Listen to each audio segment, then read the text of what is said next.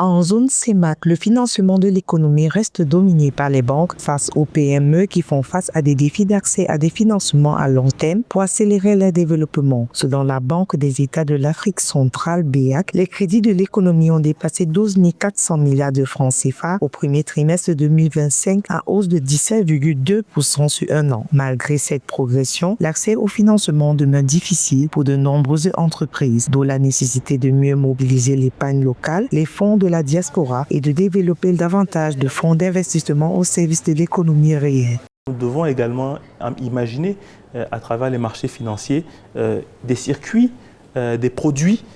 qui sont susceptibles justement de mobiliser l'épargne des Camerounais et de les orienter vers l'économie réelle. Aujourd'hui, on peut imaginer davantage de fonds d'investissement, davantage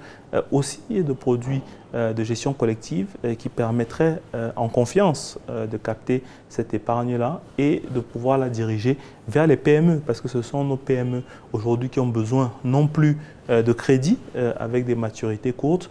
mais d'un capital ou en tout cas de financement à temps long pour pouvoir accompagner les différentes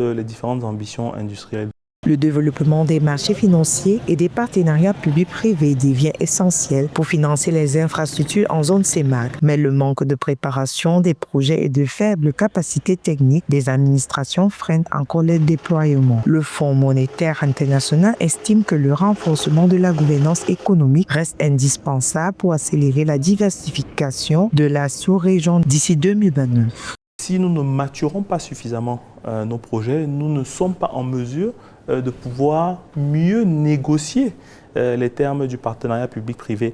avec nos partenaires privés. La diversification des sources de financement s'impose désormais comme un enjeu majeur pour l'économie de la CEMAC. Développement des marchés financiers, mobilisation de l'épargne locale, création de fonds d'investissement et renforcement des partenariats publics-privés, autant de leviers appelés à réduire la forte dépendance bancaire et à soutenir durablement la croissance de la sous-région.